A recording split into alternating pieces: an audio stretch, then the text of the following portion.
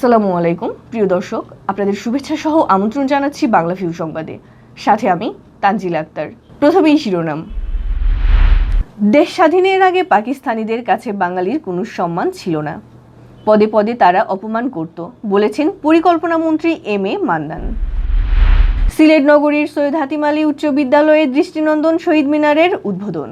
নতুন প্রজন্মকে ইতিহাস জানাতে আগ্রহী করবে শহীদ মিনার, আশাবাদ অতিথিদের। সিলেটে কুশিয়ারা নদীতে ধরা পড়েছে প্রায় 3 মণ ওজনের বাঘ মাছ, দাম চাওয়া হয়েছে 3 লাখ টাকা।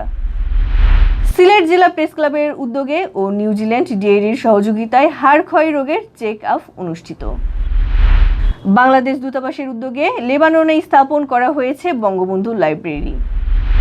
সাংস্কৃতিক সংগঠন মোহনার উদ্যোগে এমসি কলেজে অনুষ্ঠিত হয়েছে বসন্ত উৎসব। এতক্ষণ শুনছিলেন শিরোনাম, এবার বিস্তারিত। পরিকল্পনা মন্ত্রী এম.এ. মান্নান বলেছেন, দেশ স্বাধীনের পূর্বে পাকিস্তানিরা আমাদের পদে পদে অপমান করত। আমাদের বাক স্বাধীনতা ছিল না। সব দিক দিয়ে আমরা ছিলাম পরাধীন। জীবন দিয়ে আমরা আমাদের মাতৃভাষার স্বীকৃতি অর্জন করেছি। বৃহস্পতিবার দুপুর সিলেট ওসমানীনগর উপজেলার সাদিপুর ইউনিয়নের মোবারকপুর গ্রামে বঙ্গবন্ধু উচ্চ বিদ্যালয়ে ভিত্তিপ্রস্তর স্থাপন অনুষ্ঠানে প্রধান অতিথির বক্তব্যে মন্ত্রী এসব কথা বলেন। পরিকল্পনা মন্ত্রী আরও বলেন, বঙ্গবন্ধু উচ্চ বিদ্যালয়ে নির্মিত হলে এ অঞ্চলের অনেক শিক্ষার্থী উন্নত পরিবেশে পড়ালেখার সুযোগ পাবেন। বর্তমান সরকার পড়ালেখাকে সবচেয়ে বেশি গুরুত্ব দিচ্ছে। সরকার বিনামূল্যে বইয়ের পাশাপাশি উপবৃত্তিও দিচ্ছে। মন্ত্রী এম.এ. মান্নান বলেন, আমরা চাই নতুন নতুন বিদ্যালয় স্থাপন হোক। এসব বিদ্যালয় থেকে পড়ে তারা বিশ্বমানের চিকিৎসক ও বিজ্ঞানী হোক।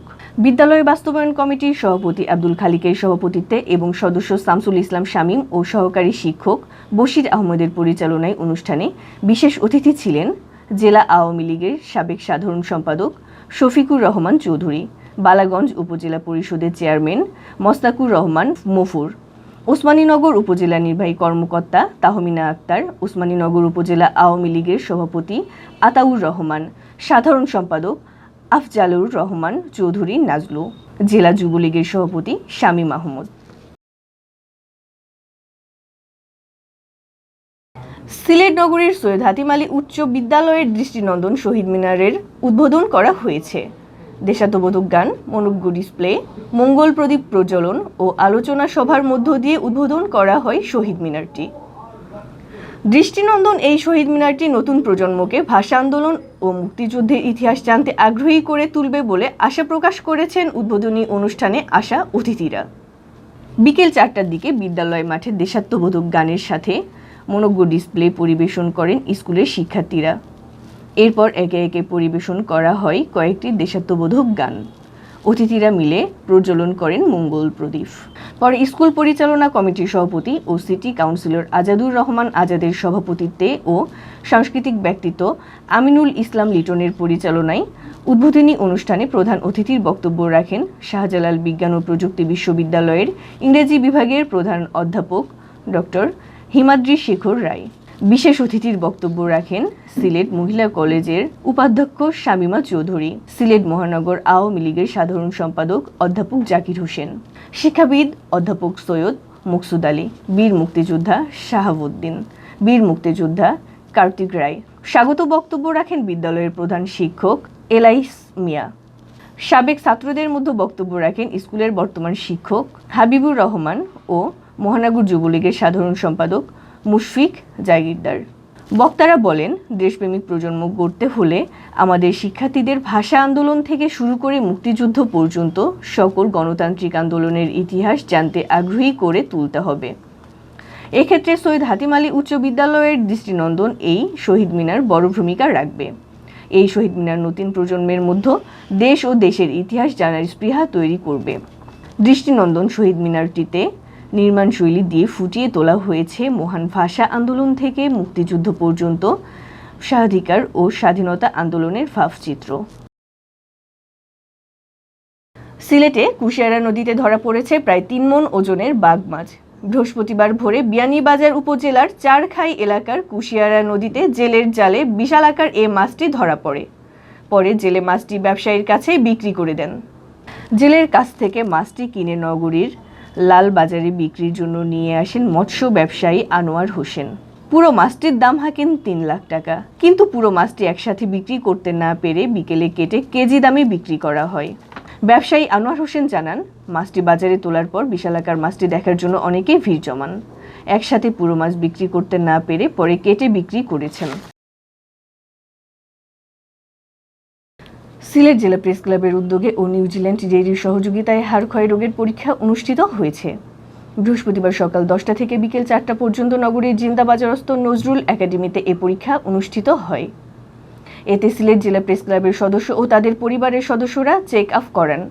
নিউজিল্যান্ড ডেইরির বিশেষজ্ঞ নিউট্রিশনিস্টরা প্রেস ক্লাবের সদস্য ও তাদের পরিবারের শতাধিক সদস্যকে চেক আপ করে পরামর্শ ও ব্যবস্থাপত্র দেন। চেক আপ উদ্বোধনকালে উপস্থিত ছিলেন সিলেট জেলা প্রেস ক্লাবের সভাপতি তাপস দাস পুরকায়স্থ, প্রতিষ্ঠাকালীন কমিটির সভাপতি আল আজাদ, বর্তমান সিনিয়র সহসভাপতি মনিরুজ্জামান মনির, সাধারণ সম্পাদক সাউদিদার আলম নবেল, কোষাধ্যক্ষ ফয়সল আহমদ মুন্না, সাবেক সহ সাধারণ সম্পাদক সুটন সিংহ, ক্লাব সদস্য সাব্বির আহমদ ফয়েজ ও Mustafizur Rahman Roman. New Zealand dairy check up দলের মধ্যে ছিলেন বিশিষ্ট nutritionist Sadia Firdous, senior medical associate Israt Ahmed, Asia sales manager Mohammad Helal Uddin Majumdar, brand promoter Utpal Roy ও আফসানা আক্তার।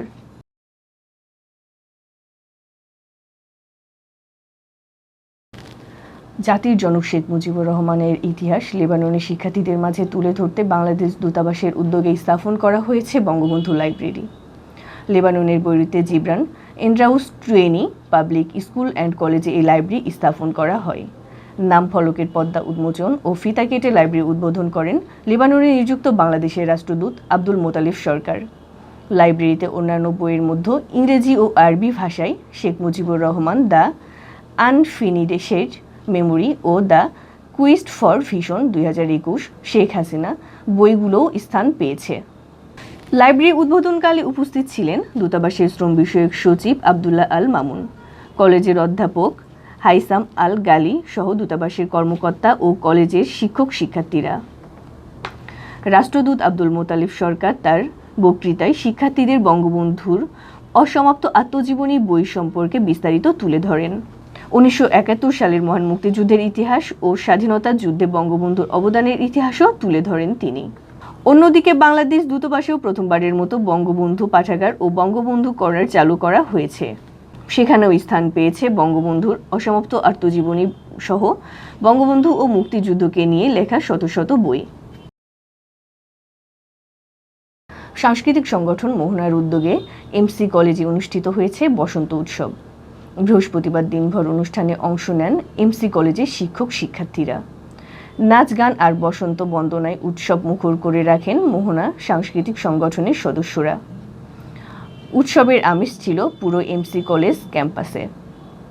প্রধান অতিথির বক্তব্য রাখেন এমসি কলেজের অধ্যক্ষ অধ্যাপক মোহাম্মদ সালেহ আহমদ। বিশেষ অতিথির বক্তব্য রাখেন এমসি কলেজের সাবেক অধ্যক্ষ অধ্যাপক নিতাই চন্দ্র চন্দ, বর্তমান উপাধ্যক্ষ পান্না রানী রায়, সিলেট সরকারি মহিলা কলেজের উপাধ্যক্ষ শামিমা চৌধুরী, সংগঠনের সভাপতি টিপু শিকদারের সভাপতিত্বে ও সাধারণ সম্পাদক সৌরভ পালের পরিচালনায় অনুষ্ঠানের মোহনার সদস্যরা বসন্তকে স্বাগত জানিয়ে নানা পরিবেশনা উপস্থাপন করেন। সংগঠনের সভাপতি টিপু শিকদারের সভাপতিত্বে ও সাধারণ সম্পাদক সৌরভ পালের পরিচালনায় অনুষ্ঠানের মোহনার সদস্যরা বসন্তকে স্বাগত জানিয়ে নানা পরিবেশনা উপস্থাপন করেন। এতক্ষণ শুনছিলেন বাংলাভিউ সংবাদ। এরপর প্রচারিত হবে সিলেটের আঞ্চলিক ভাষায় সংবাদ। দেখার আমন্ত্রণ রইল। সাথে থাকার জন্য ধন্যবাদ।